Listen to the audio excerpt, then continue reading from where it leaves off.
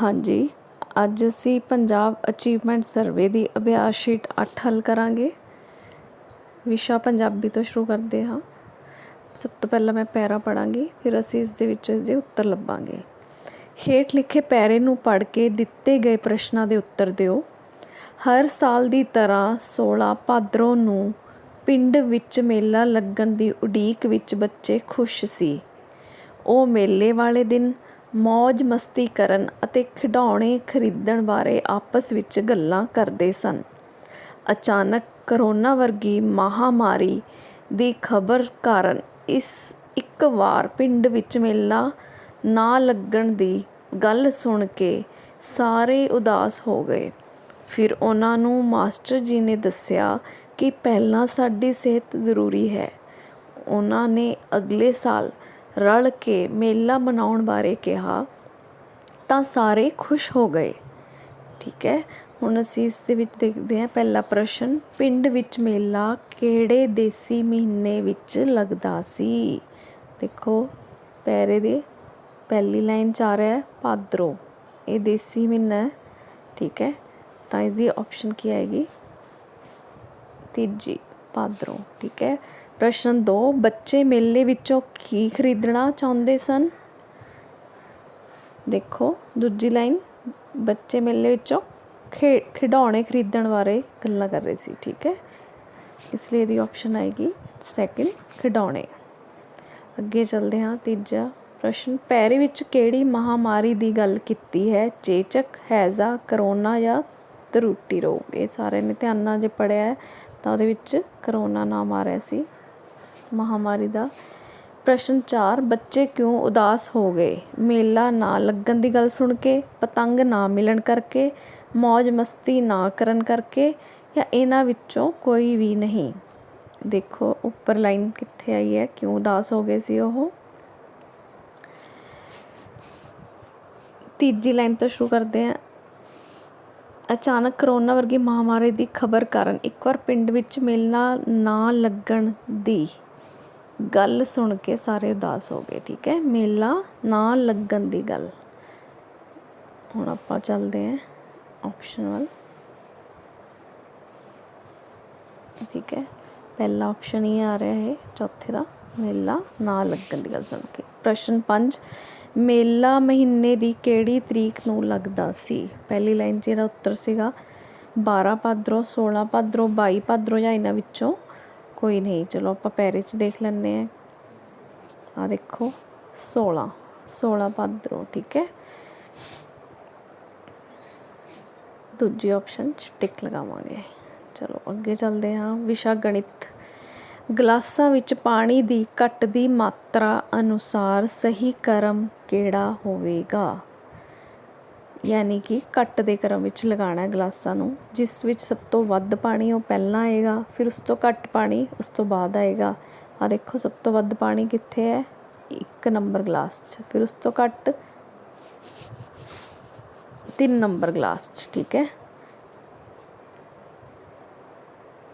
3 number glass 'ਚ। ਠੀਕ ਹੈ, ਫਿਰ ਉਸ ਤੋਂ ਬਾਅਦ ਚੌਥੇ 'ਚ ਹੈ, ਫਿਰ ਸਭ ਤੋਂ ਘੱਟ ਪਾਣੀ ਹੈ 2 ਨੰਬਰ ਗਲਾਸ ਵਿੱਚ। ਠੀਕ ਹੈ, ਹੁਣ ਦੇਖੋ 1 3 4 2 ਇਹ ਕਿੱਥੇ ਲਿਖਿਆ ਹੋਇਆ, 1 3 4 2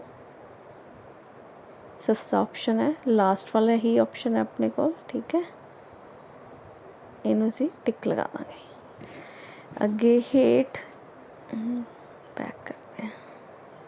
ਹੇਠਾਂ ਦਿੱਤੇ ਚਿੱਤਰ ਅਨੁਸਾਰ ਰੰਗ ਅਤੇ ਮਾਚਿਸ ਦੀ ਤਿੱਲੀ ਦੀ ਲੰਬਾਈ ਵਿੱਚ ਕਿੰਨਾ ਅੰਤਰ ਹੈ। ਠੀਕ ਹੈ, ਇਹਨੂੰ ਚਿੱਤਰ ਨੂੰ ਥੋੜ੍ਹਾ ਜ਼ੂਮ ਕਰਕੇ ਦੇਖਦੇ ਹਾਂ। ਦੇਖੋ ਸਭ ਤੋਂ ਪਹਿਲਾਂ ਤੁਸੀਂ ਦੇਖੋ ਰੰਗ ਦੀ ਲੰਬਾਈ ਇੱਥੋਂ ਦੀ ਆਪਾਂ ਦੇਖਦੇ ਹਾਂ 0 1 2 3 4 ਸੈਂਟੀਮੀਟਰ ਹੈ। ਠੀਕ ਹੈ, ਔਰ ਆਹ ਹੈ ਮਾਚਿਸ ਦੀ ਤਿੱਲੀ, ਇਸ ਦੀ ਲੰਬਾਈ ਵੀ ਇੱਥੋਂ ਦੀ ਸ਼ੁਰੂ ਹੋ ਰਹੀ, ਇਹਨੂੰ ਇੱਥੋਂ ਗਿਣਾਂਗੇ 0 1 2 3 ਸੈਂਟੀਮੀਟਰ।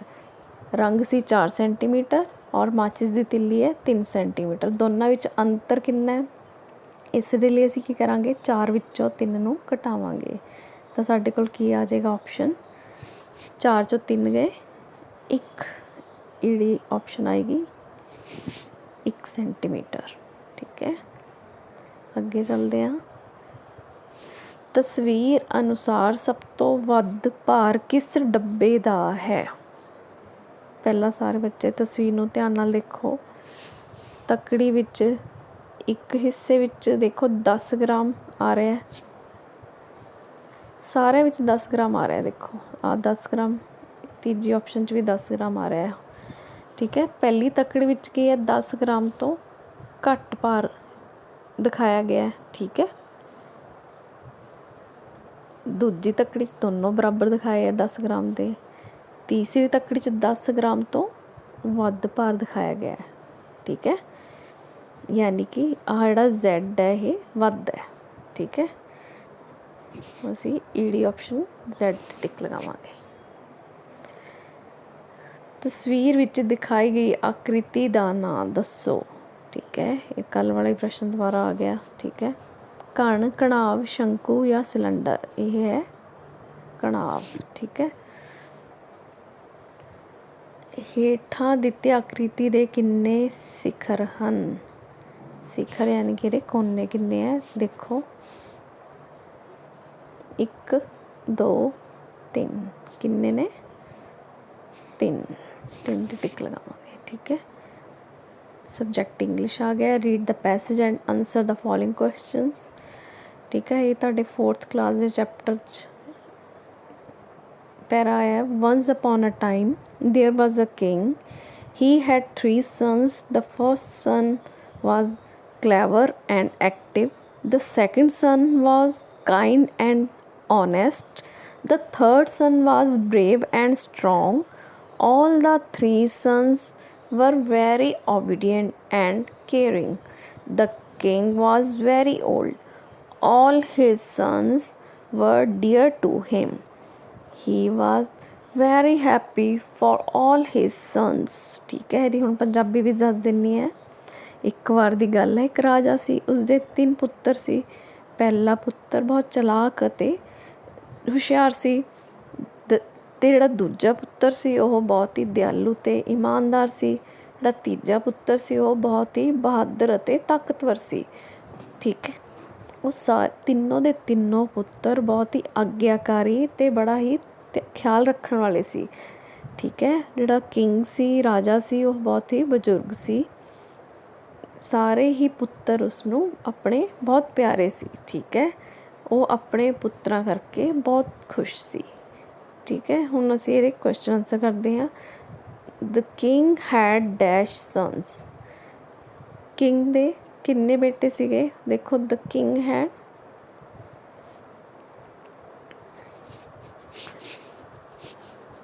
had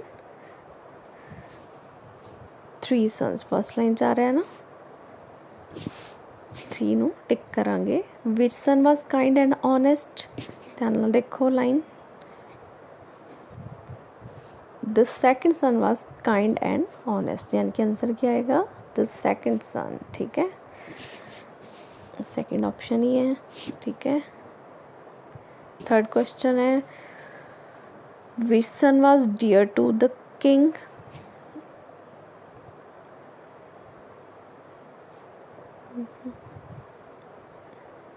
दसो केड़ा है? पैरे विच देखते हैं ये वाली line, all his sons were dear to him, all his sons, ठीक है। इन्होंने लिखा है ऑप्शन फर्स्ट सन, सेकंड सन, थर्ड सन, तुसी फोर्थ की टिक लगा दोगे ऑल ऑफ दीज, ठीक है। Which of the following is not an adjective? Adjective किसी चीज़ की विशेषता होंदी है, ठीक है। जिमें बॉय एक नाउन है, ब्रेव बॉय ਉਹਦੇ ਅੱਗੇ ਬਰੇਵ ਲੱਗਾ ਹੈ ਯਾਨੀ ਕਿ ਬਹਾਦਰ, ਉਸਦਾ ਐਡਜੈਕਟਿਵ ਹੈ, ਠੀਕ ਹੈ। ਹੁਣ ਤੁਸੀਂ ਇੱਥੇ ਦੇਖੋ ਫਸਟ ਆਪਸ਼ਨ ਆ ਰਹੀ ਹੈ ਬਰੇਵ, ਸਟਰੋਂਗ ਤਾਕਤਵਰ, ਸਨਸ ਪੁੱਤਰ ਹੋ ਗਏ, फोर्थ ऑप्शन है काइंड दयालु हो गया, ठीक है। फर्स्ट सैकेंड तो जी फोर्थ है ये तीनों एडजैक्टिव ने, ठीक है।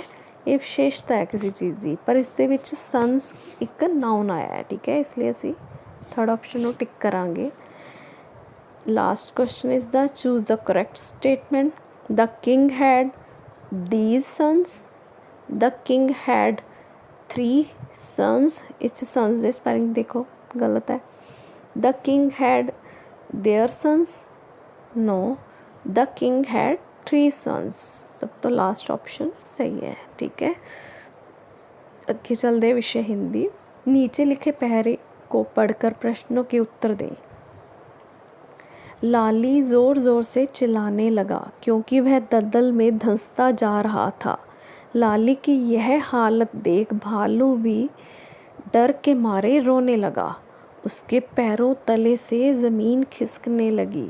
वह रोता जा रहा था और अपनी माँ और पिताजी को ज़ोर ज़ोर से पुकार रहा था.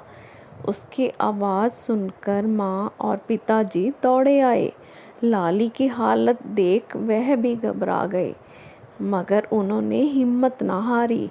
उन्होंने जल्दी से पेड़ पर लिपटी एक मजबूत लता को खींचा तथा उसे लाली की ओर फेंका. माँ ने ज़ोर से कहा, लाली बेटा, इस लता को अपने मुंह में कस के पकड़ लो. हम धीरे धीरे तुम्हें बाहर खींच लेंगे. ठीक है. प्रश्न पहला, पैरों तले ज़मीन खिसकना का क्या अर्थ है?